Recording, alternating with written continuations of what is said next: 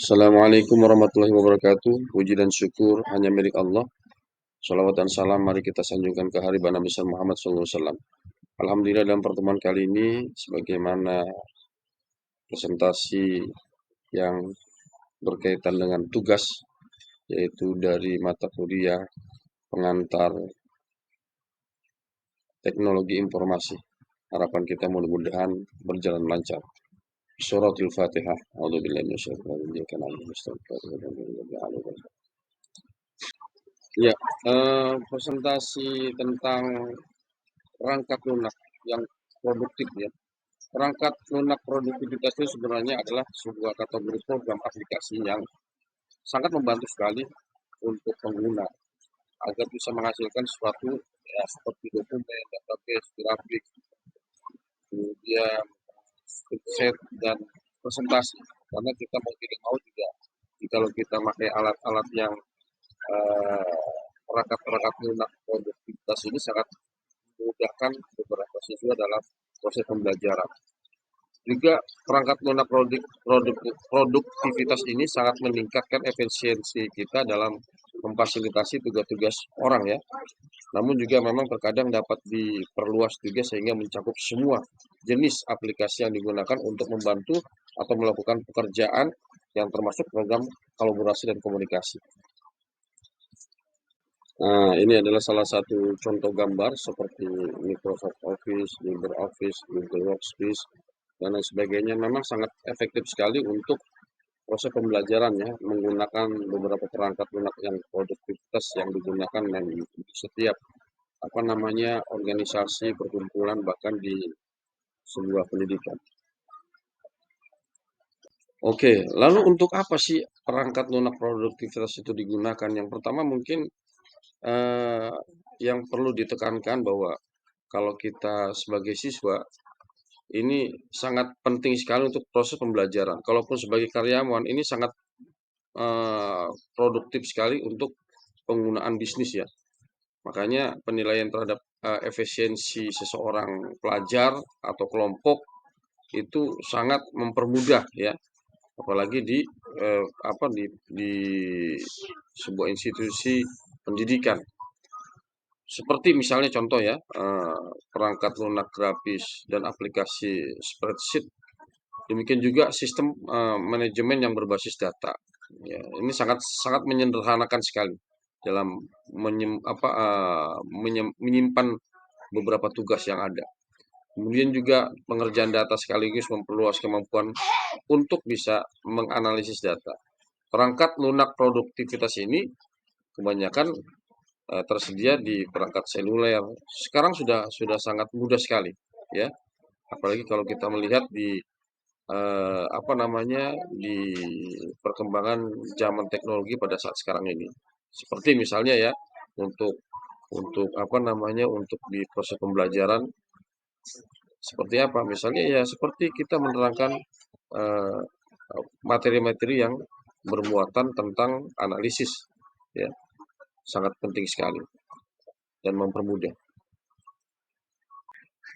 Oke, selanjutnya adalah apa sih manfaatnya menggunakan perangkat lunak produktivitas itu? Yang pertama tentu meningkatkan efisiensi, ya, karena kita tahu bahwa zaman sekarang ini kita butuh yang namanya praktis, efisien, dengan mengotomatiskan tugas ya.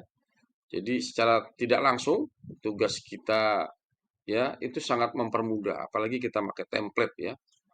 Jadi dengan mengotomatiskan tugas dan menyediakan template serta alat lainnya, perangkat lunak juga bisa membantu penggunanya bekerja lebih cepat dan efisien. Kemudian juga meningkatkan akurasi waktu yang cepat gitu ya.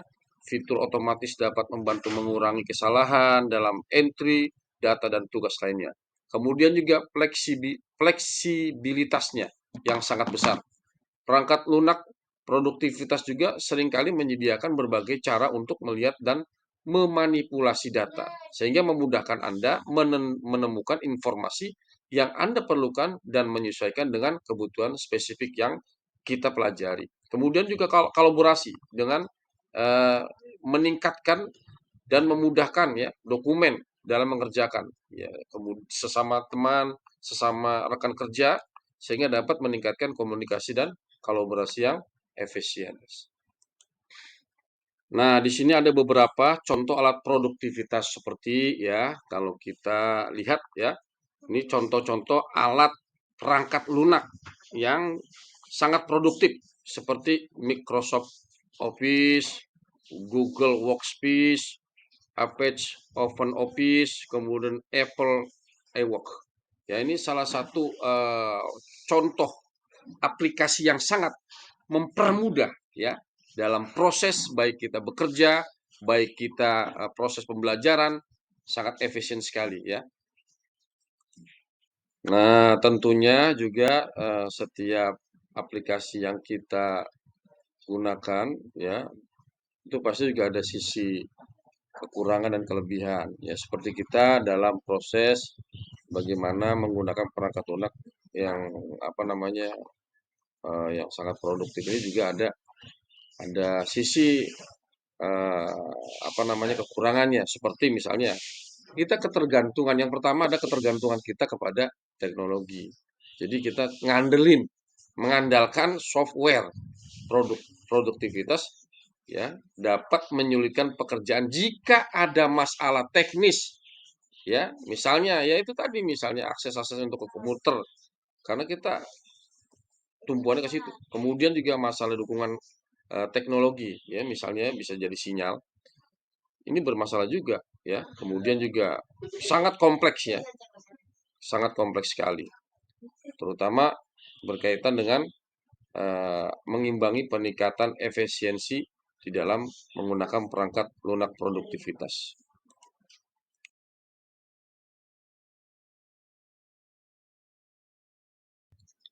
Lalu, bagaimana cara untuk memilih perangkat lunak yang tepat, perangkat lunak produktivitas yang tepat? Yang pertama ya dilihat dulu anggarannya.